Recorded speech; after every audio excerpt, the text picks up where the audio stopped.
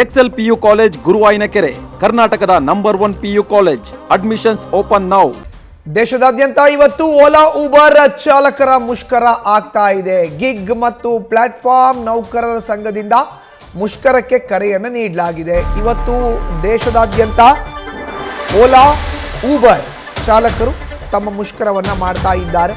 Gig ಮತ್ತು platform ನೌಕರರ ಸಂಘದಿಂದ ಇವತ್ತು ಪ್ರತಿಭಟನೆಗೆ ಕರೆಯನ್ನು ಕೊಡಲಾಗಿದೆ. ಇವತ್ತು ರಾಷ್ಟ್ರವ್ಯಾಪಿ ಮುಷ್ಕರಕ್ಕೆ ಕರೆ ಕೊಟ್ಟಿದೆ ಸಂಘ. ರೈಡ್ ಹೇಲಿಂಗ್ ಕಂಪನಿಗಳು ಏಕಪಕ್ಷೀಯವಾಗಿ ದರವನ್ನು ನಿರ್ಧಾರ ಮಾಡ್ತಾ ಇದೆ.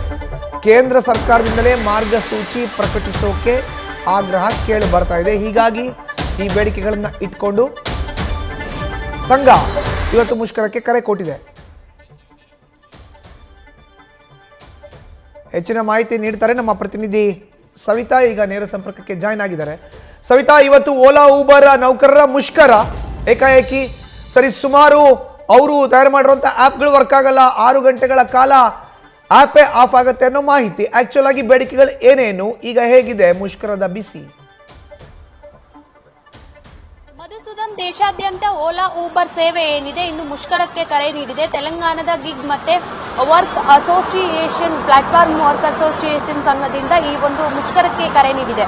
ಪ್ರಮುಖವಾಗಿ ಈಗ ಆ್ಯಪ್ ಆಧಾರಿತ ಏನ್ ಸೇವೆಗಳಿದಾವೆ, ಓಲಾ ಉಬರ್ ಪೋರ್ಟರ್ ಸೇರಿದಂತೆ ನಮಗೆ ನಿಗದಿತ ದರ ಸೇರಲ್ಲ ಅನ್ನೋ ಕಾರಣದಿಂದಾಗಿ ಒಂದಿಷ್ಟು ಪ್ರಮುಖ ಬೇಡಿಕೆಗಳನ್ನ ಸರ್ಕಾರದ ಮುಂದಿಟ್ಟು ಪ್ರತಿಭಟನೆಗೆ ಕರೆಯನ್ನ ನೀಡಿದ್ದಾರೆ.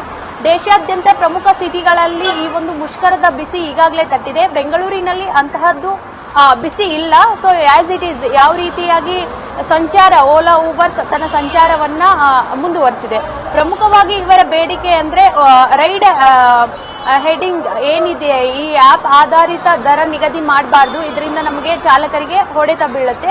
ಕೇಂದ್ರ ಸರ್ಕಾರನೇ ಒಂದು ದರ ನಿಗದಿ ಮಾಡಬೇಕು ಅನ್ನೋ ಒಂದಿಷ್ಟು ಪ್ರಮುಖ ಬೇಡಿಕೆಗಳನ್ನ ಸರ್ಕಾರದ ಮುಂದಿಟ್ಟು ಪ್ರತಿಭಟನೆಗೆ ಮುಂದಾಗಿದ್ದಾರೆ. ಸರ್ಕಾರ ಈ ಆಪ್ ಆಧಾರಿತ ಓಲಾ ಉಬರ್ ಪೋರ್ಟರ್ ಸೇರಿದಂತೆ ಈ ಒಂದು ಸೇವೆಗಳಿಗೆ ನಿಗದಿತ ದರವನ್ನ ಸರ್ಕಾರವೇ ನಿಗದಿಪಡಿಸಬೇಕನ್ನೋ ಕೂಗು ಕೇಳಿ ಬರ್ತಾ ಇದೆ. ಮಧುಸೂದನ್, ಧನ್ಯವಾದ ಸವಿತಾ ನಿಮ್ಮ ಮಾಹಿತಿಗೆ. ನ್ಯೂಸ್ ಫಸ್ಟ್ ನಿರ್ಭೀತಿಯಿಂದ ನಿಮ್ಮ ಪರವಾಗಿ.